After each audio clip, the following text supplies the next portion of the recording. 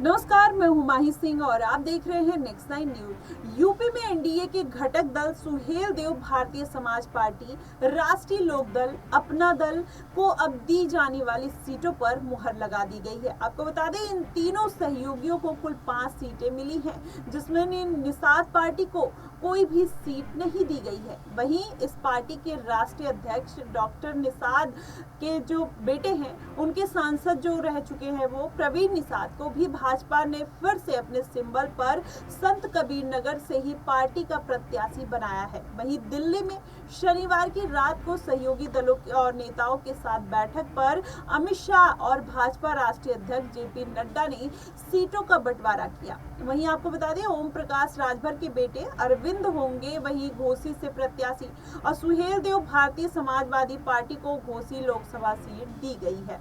वहीं बताया जाता है कि इस सीट से ओम प्रकाश राजभर के जो बेटे हैं अरविंद राजभर चुनाव लड़ेंगे। ऐसे में रालोद को बागपत और बिजनौर सीट, राष्ट्रीय लोकदल को पश्चिमी यूपी का जाट बाहुल्य लोकसभा सीट बिजनौर व बागपत दिया गया है। आपको बताएं, बागपत सीट से पार्टी के राष्ट्रीय अध्यक्ष जयंत चौधरी का चुनाव लड़ना तय माना जा रहा है। वहीं अपनी पार्टी की सीटों पर कोई बदलाव नहीं है। वहीं अपना दल को भाजपा में फिर से मिर्जापुर और रॉबर्ट्सगंज में लोकसभा सीटें दी गई हैं। वहीं मिर्जापुर सीट में पार्टी के राष्ट्रीय अध्यक्ष जो केंद्रीय मंत्री रह चुकी, राज्य मंत्री रह चुकी हैं प्रिया पटेल का भी चुनाव लड़ना अब तय माना जा रहा है। ऐसे में रॉबर्ट्सगंज से पार्टी के मौजूदा सांसद पकौड़ी लाल कोल फिर से मैदान में उतारे जा सकते हैं। लेकिन जिस तरीके से ओपी राजभर को सीट नहीं मिली, अभी उनके बेटे को सीट मिली है, वहीं राजभर अलग अलग तरीके से अपनी प्रतिक्रिया देते हुए नजर आ रहे। कुछ दिन पहले उन्होंने कहा था कि हमारे पास क्या है, बीजेपी अपनों को दुनिया की सबसे बड़ी पार्टी कहती है। आज भी वो 46 पार्टियों का उसके साथ गठबंधन है। अगर 45 पार्टियों को हटा लीजिए तो बीजेपी कहां खड़ी होगी। यूपी में संजय निषाद की जो निषाद पार्टी है, अपना दल है, ओम प्रकाश राजभर को हटा दीजिए, तो इसी वजह से हम ये सब चीजें करते हुए नजर आ रहे हैं। उन्होंने कहा छोटी पार्टियां जीत नहीं सकती है, लेकिन किसी को भी हरा सकती हैं। उन्होंने कहा कि उसका परिणाम आपको दिखा जब हम 2017 में बीजेपी के पास थे। बीजेपी 325 सीट पर जीती थी और जब हम हट गए तो बीजेपी के पास केवल 264 सीट बची। ऐसे में हम समाजवादी पार्टी के साथ गए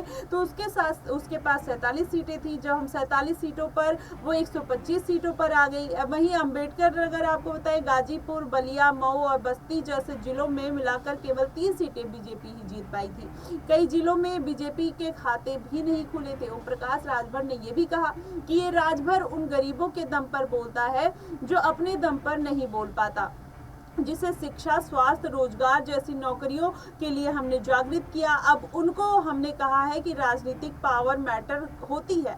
अपनी सारी समस्या का निदान करने के लिए हमें बाबा साहब अम्बेडकर ने ये बात कही थी। ऐसे में राजभर कहीं ना कहीं बीजेपी के ऊपर ये सवाल उठाते हुए नजर आ रहे हैं लगातार, क्योंकि जब उनको सीटें नहीं मिल रही है तो कहीं ना कहीं वो बीजेपी पार्टी से खिन्न है। ऐसे में ये सारी चीजें उन्होंने कुछ दिन पहले ये बयानबाजी, कल या परसों उन्होंने बयानबाजी करी।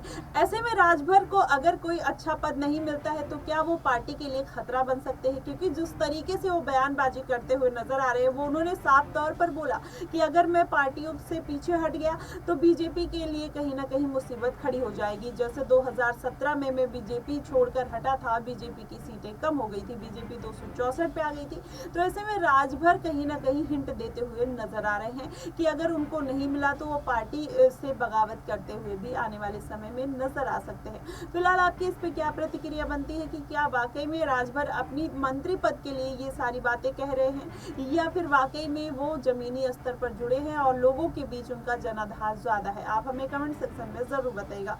फिलहाल के लिए बस इतना ही। देश और दुनिया की तमाम खबरों के लिए हमारे साथ बने रहिए नेक्स्ट 9 न्यूज पर।